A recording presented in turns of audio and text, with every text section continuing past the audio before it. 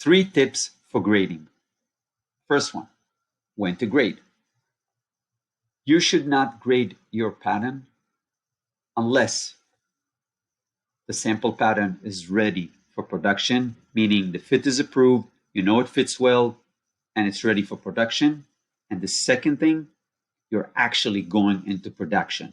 You're placing the order and ready to produce.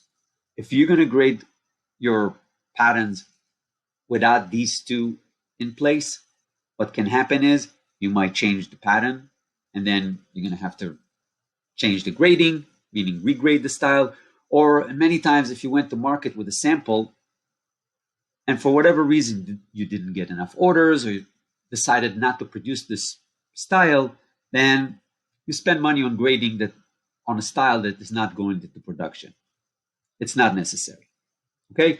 Second thing, the grading rules. I get a lot of questions about grading rules. What are the standard grading rules? How should I grade my style? Here's the thing. It used to be back in the day, many, many years ago, that there were standard grading rules, that there were standard sizings as well. That doesn't happen anymore. Every brand can decide what are the right sizings for them and what are the right grading rules for that brand. And that should depend on your market. It should depend on your specific target customer, knowing him or her, knowing their body. And quite frankly, the best way is to look in the market and find a brand that you know your customer love, you know your customer really likes the fit and the sizing, and model your grading rules on how this brand is sizing and grading their product. And the third thing,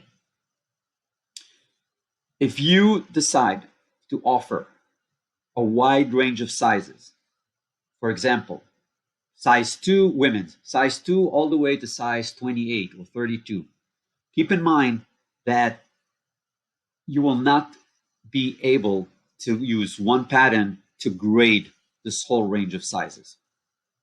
Normally, how it works is for the smaller sizes, you use one pattern, meaning up to size maybe 14 or 16, and then you'll make a whole new development and a whole new pattern for the bigger sizes, and that pattern will be graded just for the bigger sizes.